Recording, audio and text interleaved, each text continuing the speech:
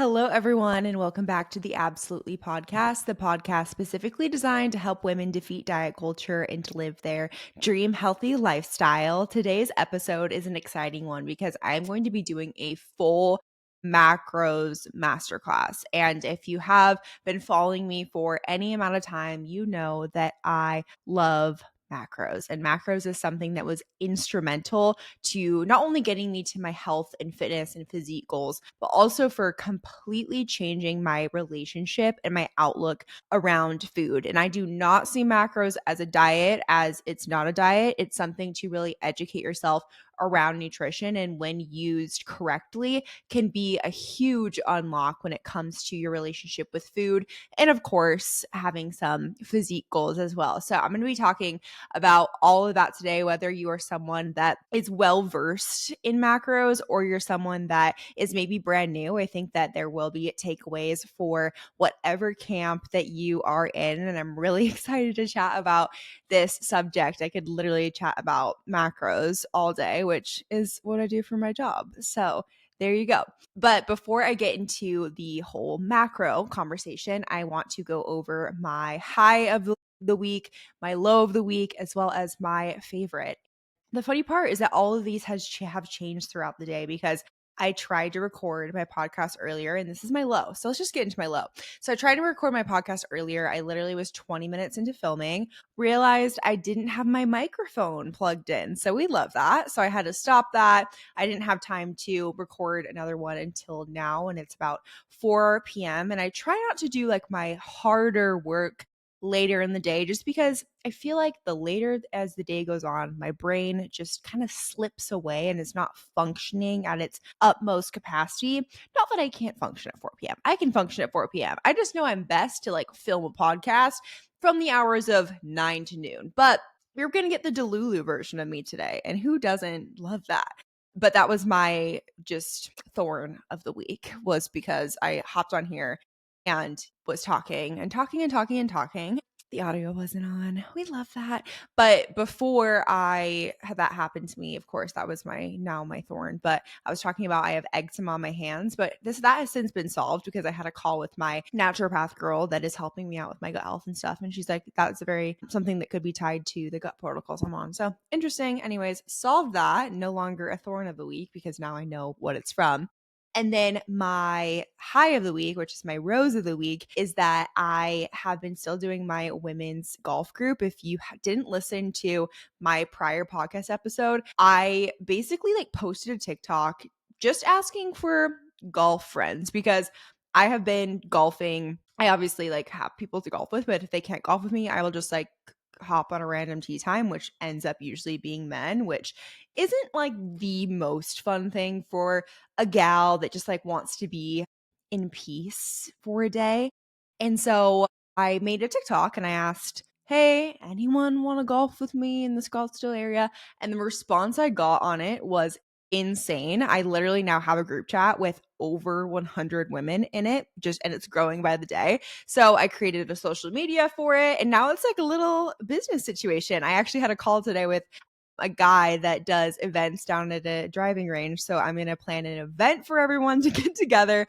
But I went out and golfed with 3 of the other girls this past weekend, and they were so nice, so cool, so fun. It was definitely a high of the week, and I have been loving this little golf group I've created. And of course, like I love the fitness side of things, and then golf is also one of my passions. So who knew that people were wanting golf friends? So that is my high, my rose of the week. And then for my favorite of the week, I'm obviously going to cut this out, but I'm obviously going to cut this out, but I just forgot what my favorite was for like 2 minutes. And I just sat here in silence until I figured it out. And I remember what it is now because it's also different than it was before. Because my one before was kind of lame. This one's a lot better and something that I actually like want you guys to read. I loved this book this past week. It's called The Perfects. Such a good book. I was literally addicted to it. I could not wait to get in bed with my red light and read my book every single night. Was seriously the highlight of my day. It is a story about an ice skating couple. I know this sounds weird or like maybe it'll be like really sexual or whatever. It's not. It is literally just a Really, really great book through and through. I totally recommend it. The Perfects.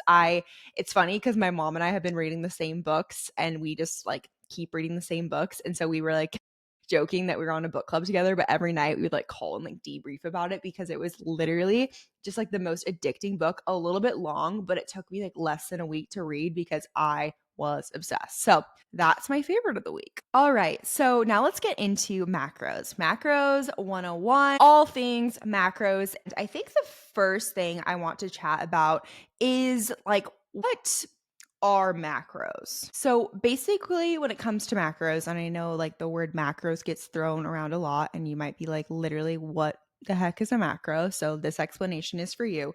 So there are three macros: protein, carbs, and fats. These macros make up your calories. I'm sure you've heard way too much about calories, but what makes up your calories is macros. So think about calories as your total like budget for the day. And then the things you're spending that budget on would be your macros. And of course, like calories is basically energy. And then macros is where that energy is going to come from. So when you are thinking about calories, you're basically eating the macros to make up the calories. So, for instance, if you have something that is maybe very high in protein that you consume, like a breast of chicken, that would be around like 24 grams of protein, which, if you do the math, there are 4 calories in 1 gram of protein. There's 4 calories in 1 gram of carbs. And then there's 9 calories in 1 gram of fats. So basically, those calories make up the macros, and the macros make up the calories that you are eating. Hopefully that wasn't too confusing. That's basically the math and scientific part of it. I do not track my macros by hand. Shocking, I know. I haven't actually coached one person that has tracked their macros by hand. That would be insane. But if you did, that's how you would do it, is by doing the math of the times 4 or times 9 for the fats. But we're not. Ain't nobody got time for that. Let's go first into protein, which I kind of see as like the foundation macro for women. So when it comes to protein, protein is obviously very important for maintaining and for building muscle mass. It is also very important for your metabolism. When you build muscle, your body is going to burn more calories at rest. And of course, you'll look more lean and toned, but you'll also have a faster metabolism, which we love. And it also will really help with your hunger and craving control. If you've had a meal where maybe you have no protein versus a meal where you do have protein, you'll probably find that you are a lot fuller for longer because you ate protein, and your body takes a lot of energy to break down this protein. So that's why it takes longer for you to get hungry, is because your body is breaking this down for a long period of time. And when it's breaking it down, it's also burning energy. It's called the thermic effect of food. So when you eat protein, it takes longer for your body to digest, therefore also burning more calories. So protein is a win-win-win situation, and also balances your blood sugar, balances your hormones. Protein is so important. I recommend to all of my clients to first thing in the morning get 20 to 30 grams of protein the first thing that they do in the day, and they will probably find their blood sugar is so much more balanced throughout the day, and they just feel a lot better. Their energy is a lot higher. They actually have less cravings. They eat less calories throughout the day because their blood sugar is balanced right off the bat. And some common mistakes women do make with eating protein is that they maybe only have protein with dinner, or or they think they're having protein and they're actually not. This is something that macros really helps with, is actually getting the awareness of like, what is actually high in protein. I can't even tell you how many women have came to me and been like, well, I'm eating really high protein. And then I look at their food logs and they're eating a lot of peanut butter. They're eating a lot of seeds and beans. And like, of course there is trace amounts of protein in those items, but they've been so marketed as a high protein item when they're actually not, where can bridge the gap of like that knowledge of like, okay, what is actually high in protein? And I think as well, with having protein at every single meal. That is a great way to maybe not be like tracking every single macro exactly, but having protein each meal is going to help at least like get you in the ballpark with having enough protein for your day. So eating protein will not make you bulky. It'll make you feel strong, toned, confident, blood sugar balance, so many different things. Protein is very important. The next macronutrient is a very controversial one, but the one that we also love, carbohydrates. This is very misunderstood. And let's do a little myth busting before we get into the whole lore of carbs. Carbs are your body's preferred source of energy. It's going to fuel your workouts. It's going to support your hormones. It's going to improve your strength, your recovery, your performance, your sleep, so many different things. And women suffer when their carbs are too low.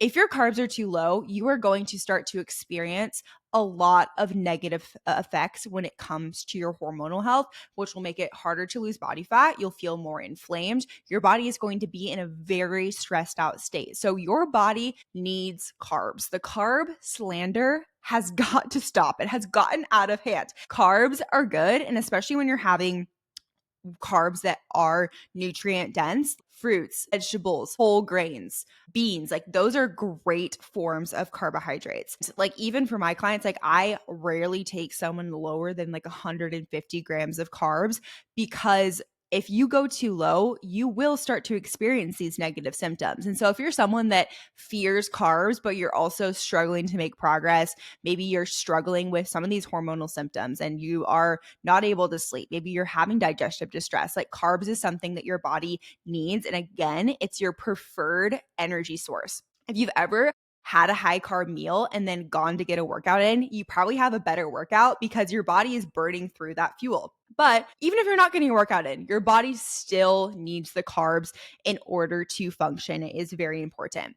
And when it comes to carbs, there's a few different forms of carbs, but there's like the fiber rich carbs and then there's a processed carb. So think of fiber rich as something like a sweet potato or like brown rice, lentils, chickpea pasta. Like those things would be a little bit more of those like fiber rich carbs, whereas something like a processed carb, like having a Rice Krispie treat or some cereal or something that is a little quicker to process in your body is going to treat those carbs a little bit differently just because they go through your body a lot quicker. Now, the processed carbs aren't necessarily like bad, but we definitely do want to limit those carbs as much as we can just because it is going to cause your blood sugar to spike really high and then drop, which of course will lead to a lot of things that we don't want and a lot of hormonal distress. So if we can have the least processed carbs as possible, most of the time, again, I teach the 80-20 approach. 80% of the time, eating whole nutrient dense foods is going to be really helpful.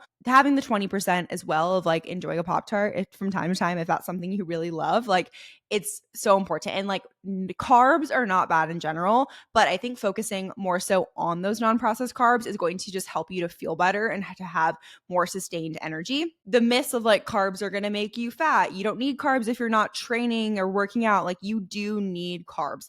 Carbs at night are not going to turn into fat. Like I've heard literally everything. And I know it can be really hard to be challenging some of those mindsets, but I promise you, if you eliminate some of these weird thoughts around, especially the macronutrient carbs and fats, to be honest, you're going to do a lot better in your fitness journey. And when you are cutting carbs, what you'll find is that you'll maybe binge more, you'll have poor workouts, you'll be irritable, you'll have fatigue, all related to your hormonal health. So carbs are not the enemy. Carbs are actually the source of what is going to help you look lean and toned. The next very misunderstood macro is fats. These are essential for your body, but are really easy to overdo. If you have ever measured out a tablespoon of peanut butter, you realize how quickly fats add up. And so a lot of people think that they're eating low calorie when in reality, they're eating high calorie. They're just eating a lot of fats, which are not keeping them full. And they're just really easy to accrue. Again, fats are not bad. They are essential and they are needed.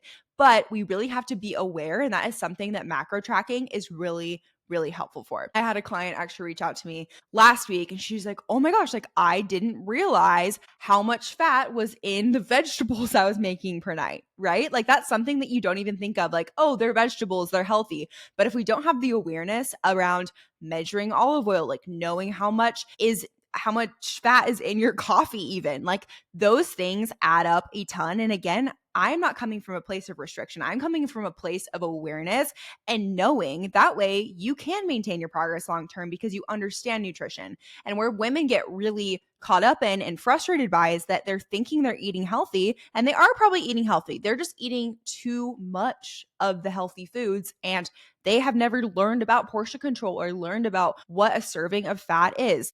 And so when it comes to fats, though, very detrimental towards hormonal health, your brain health, nutrient absorption, satiety as well. I would say fats and proteins are the two micronutrient or macronutrients that will make you feel the fullest for longer. But the problem is that they are calorie dense. So be careful. I think that having a period where you do macro track is really helpful because when you weigh your fats out, you understand like how quickly that they add up. And it's kind of startling. Like you might think like a handful of nuts or a handful of seeds here and there, it's like not that big of a deal. That little handful is probably 200 calories. And you wouldn't have even known that if you didn't have the awareness around tracking. And just because they're healthy fats doesn't mean it doesn't count. Like just because you're having a healthy fat, like a nut, a seed, olive oil, like of course those are healthy, and in our brains we're like, well, I'm not having a burger, I'm not having fries, I'm not having a milkshake, right? But just because they're healthy doesn't mean they aren't accruing calories. So again, this is not to fearmonger.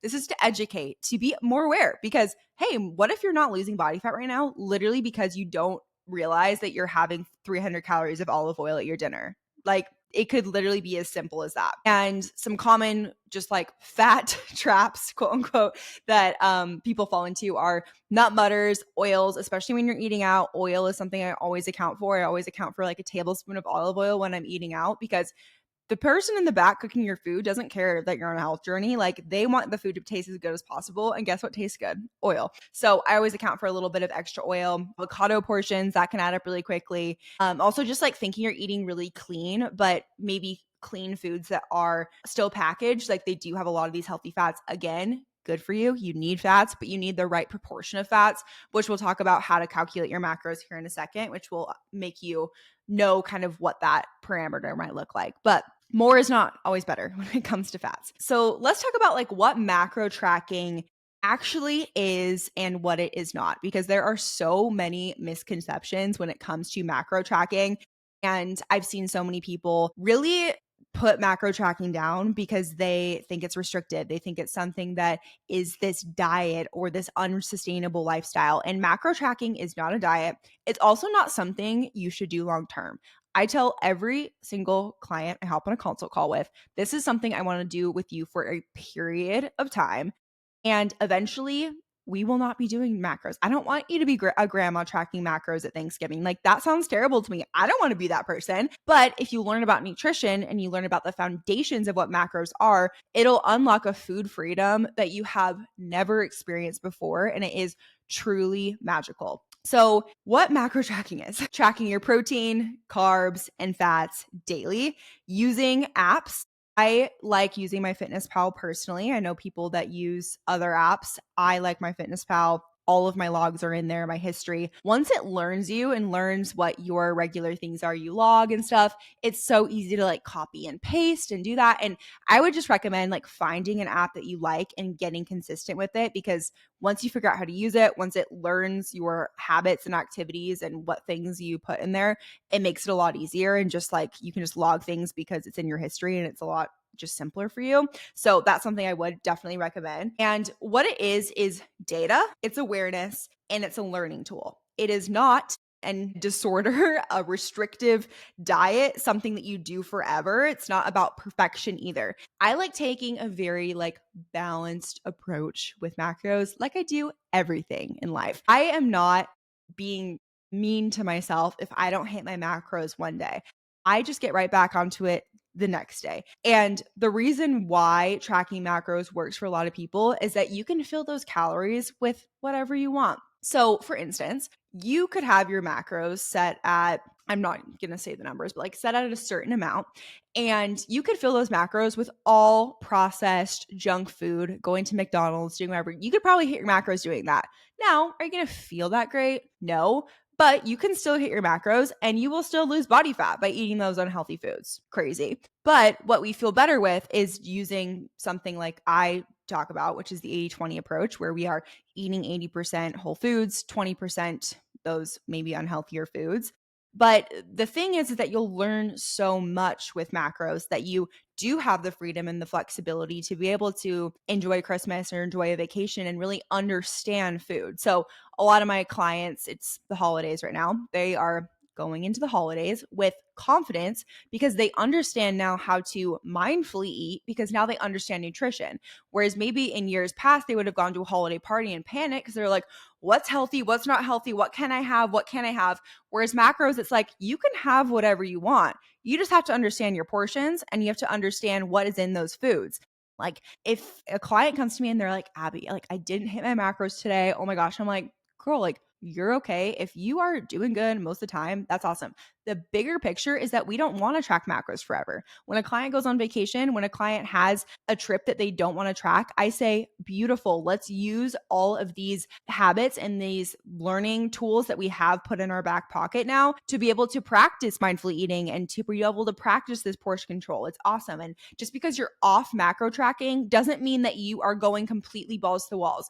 What I find is that the clients that are with me and they're learning about macros is that they don't like stop tracking, then just start eating whatever they want. Like they understand now in their brain, like, okay, like I understand a portion now. I understand like what swaps or easy things I can do to not go insanely over on my calories. Because even if you're not tracking macros, your body is still keeping score of these macros. Your body's still keeping score of the calories. If you're going over your calories, you're gaining weight. So if you can at least have an idea of like what that score is, and I'm not saying like in your head being like, okay, I had 200 calories of whatever at breakfast. No, like just overall having like, okay, I know I had a balanced meal, protein, carbs, fats. I had a good amount of portion control and awareness around that. Like that's the beauty of what you learn about macros long term. When you're in like a structured calorie deficit or a muscle building phase, those are the times that you do have to be a little bit more locked in. And that is just the reality of losing body fat, is that you do have to be a little bit more locked in with things. And that is okay. But that is also the quickest way to reach your goals because data doesn't lie. If a client comes to me and they're like, I have made no progress, what is going on? And usually I'll pull up the data of their macros, of their tracking. And I'm like, this is why, like, we haven't hit our calories 6 out of the 7 days last week. And it's like, oh, data is really, really helpful. And again, I'm not saying you can't have a day or two that here and there that you're like not tracking. Honestly, if a client tracks for too many days at a time, I'm like, girl, like we got to just pull back the reins a little bit. It's okay to like go and enjoy yourself and to use these tools that you're learning right now. And you're learning it right now. It's like, so you have a luxury to be able to go and do that and to enjoy your life and not be like fearing these foods all the time. I remember before I learned how to track macros, I would walk into a meal and feel so terrified. I remember literally calling my mom in tears because I didn't know if I could put blueberries on my oatmeal because I was so scared of sugar. Yeah, it's not a fun spot to be in. And now that I understand macros, I'm like, okay, go on a trip, not worried. Go on a vacation or trip, vacation, same thing. Go away for a weekend, not worried. Go to a social function, not worried. Go to a restaurant, not worried, because I understand the foundation of tracking. I understand the foundation of nutrition. And what I find is that like macro tracking is really great for kind of a certain like archetype of woman. So one, that a woman that wants to lose body fat without restriction. Like I mentioned before, you can literally lose body fat eating all donuts, but you can also lose body fat eating all chicken, right? Two very extremes approaches right there.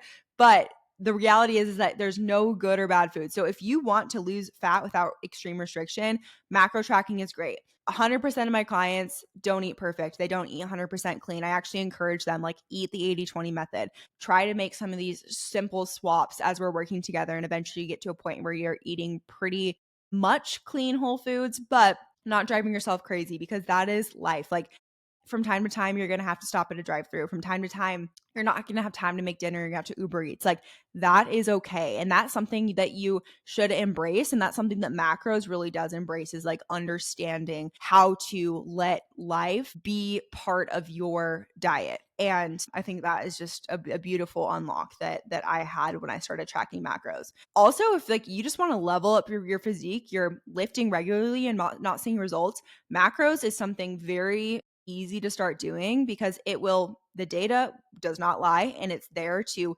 support your goals and to support what you want to do physically, because nothing's more frustrating than working out and working out and working out and not seeing results because you're not eating the right stuff. And if you like structure, macros are perfect for you. I do find my like type A, love a list, love structure clients are the ones that like really, really fall in love with macros. I mean, many personality types do fall in love with macros, but especially that because it's nice to have a plan for the day. Like I personally love to wake up and know like, okay, this is what I'm eating for the day. I don't need to have nutrition be something I worry about. I find that nutrition and what you're going to eat for the day takes up way too much headspace for most women that they end up going into analysis paralysis, eating something unhealthy, or just like getting overwhelmed and quitting. Whereas if you have a game plan going into the day, you're going to be able to hit those goals just so easily. I like to think of like macros and planning ahead as a GPS. Like if you set the destination into the GPS, you know what meals you're going to have throughout the day, you're going to get there. It's going to be fail proof. And a lot of people, if they're like, oh my gosh, like I can't figure out how to hit my macros, I can't figure out how to hit my calories. You got to have that blueprint. Like you're not just going to learn how to do it randomly. Like you have to have that blueprint from time to time. And hey, some days I go into the day and I'm like flying by the seat of my pants. And like, that's okay too. But I think that when you're starting, if you have kind of like a rough blueprint of what you are wanting to eat for the day, it makes it a lot easier just like conceptually to know like, okay, that's what it takes to be able to hit my macros. And so I do find that that is something that is very helpful for you. I would say macros is not for someone that like just wants like this quick fix. If you want just some like crazy extreme diet, like I'm not your girl, macros are not your girl, because you can go and just eat whatever and you're going to come back to macros at some point. Macros is a sustainable lifestyle tool that you learn to be able to support your goals not only now, but also into the future. And it is a phase. It's not an identity. It's not like you have to do it forever. I cannot like reiterate that enough. So now let's talk about how to start macro tracking. And I know there's like a lot of different formulas and stuff and online calculations that it's really easy to get lost in the sauce with that. Let me tell you, I've had some bad macro calculations in my day. I remember I did a program, gosh, so long ago, like way before I started coaching, obviously. And she had me at 1,300 calories. Like I'm 5'9". My goodness. Yeah, not the vibe. So I would say a good place to start is to calculate your total daily energy expenditure, track your food for a week, kind of see where you're at maintenance wise. And then of course, whether you want to go into a deficit, you want to maintain, it kind of depend on what you want to do. But once you have your calories, I always set protein first. So protein, I like to do 1 gram per pound of body weight. And if you're in a state where maybe you have like quite a bit of weight to lose, I would say your goal weight, that would be like your protein intake. It's just kind of an easy way to look at it. There are like math equations around that too, but I think that just saying your goal weight is good. For instance, right now I'm around like 145 pounds. I set my protein at 140. So that's just like a little nice, easy hack right there. And then step 2 is I like to calculate my fats. For women, I like to have them between 0.27 to 0.3 out of their total calories. So my fats are usually around like 65, 70, sometimes even up to 75. So that would be like 0.27 times your total calories divided by 9. I know this sounds confusing, but basically the 9 would be how many calories are in 1 gram of fat. So that would be 30% of your calories should be made up of fats.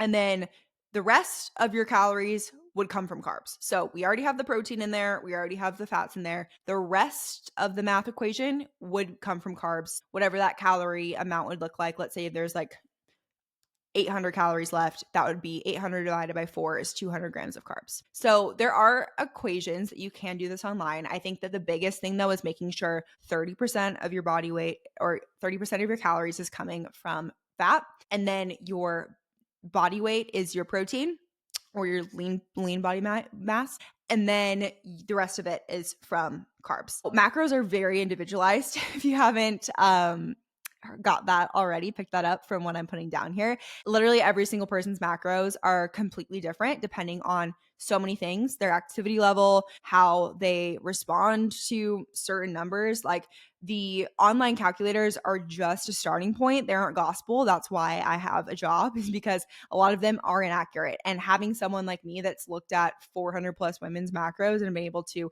adjust and create macros for them that work for their body and make adjustments according is very important. Most women, they start out with me, I give them a set of macros, and we probably need to make an adjustment like a month or two in. And like that is also normal. Like your body is very smart, adapts really quickly, and you have to make sure you're also keeping that at the forefront of your mind, is that your body's not going to just like stay at those macros, especially if you are wanting to lose body fat. Like you're probably going to need to make adjustments because your body is so adaptive. So again, like a good starting point, but I would also make sure that you are going with the right information, going with the right person. I am more than open to my DMs. If you ever want to send me your macro calculations, I am totally here to read those over and to make sure you're not just completely effing up your metabolism and your hormones, for lack of a better term, because it is hard. But you also have to make sure that you are adjusting accordingly and know the knowledge of like how and why to adjust and when to adjust. So some common mistakes now that I see with macros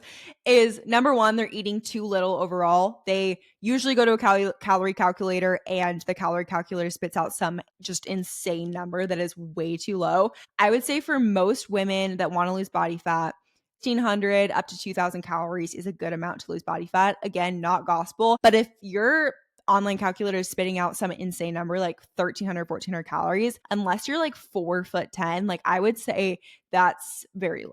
So I would just be very weary about it, and don't try to go too much too fast. Like you'd way rather do a little bit of a deficit rather than this giant deficit and then burn out and be like, macros didn't work for me. No, you were way too low of calories. Like you're eating as much as a toddler should. Like, of course, macros didn't work for you.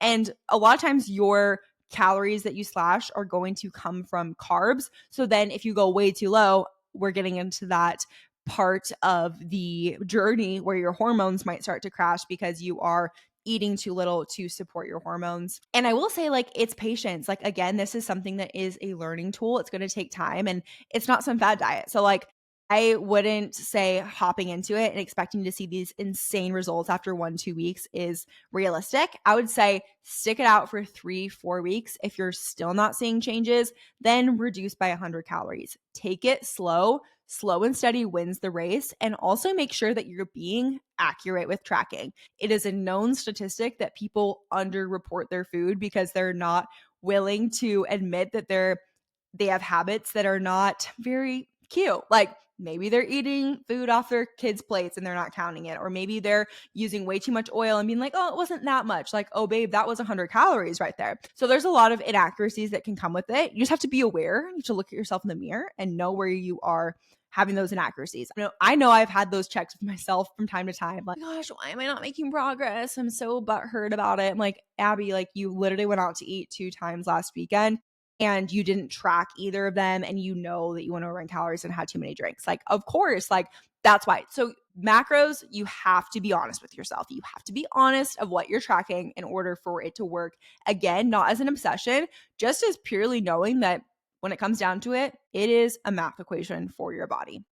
The law of thermodynamics does not lie. So, just like some final takeaways here, macros are not magic. They are a tool, and they are a very powerful tool to learn. And it's so amazing to learn that like you don't just need to eat less, like you need to actually understand how to eat better for your body and to know how to fuel your body with foods. And the most amazing takeaway I think I got from macros is that there's no like good or bad foods. There's just different chemical makeups of foods that make them more nutrient dense, less nutrient dense, better in the protein aspect of things, not as good. And so education is going to really lead you down a road to confidence where you can go into a room, you can go sit down to dinner, you can want to go on a vacation and feel like, I feel so confident that I can still achieve my goals. And you don't need to look at food as this like scary thing because you understand what is in the food. You're not broken. Your relationship with food isn't broken. It just needs the education. And that is really what was missing for me, at least. And I like to consider myself a smart person. But if you don't have like the right direction on like how to view food or what to do, it is a really hard spot to get out of. So, that's kind of like the basics of macros. I would say macros 101. I do want to create an episode on like how to hit your macros and how to do this stuff, like little, like more of like a tactics episode. But I think for now, that is really just scratching the surface about like why macros are lovely, why I think that macros can really change someone's life and give them that tool, and why it's not just like some stupid fad diet that you quit and you don't gain anything from knowledge wise. So this is the last episode before the holidays. I have a couple of pre-recorded episodes for this week or for next week and the following week that you all will really enjoy. I promise you, but I'll be in Mexico by the time that you listen to those. So everyone have a lovely Merry Christmas. And make sure to like, subscribe, comment, whatever platform you are on. You leave me a rating and review, and I will talk to you all in the new year. Bye.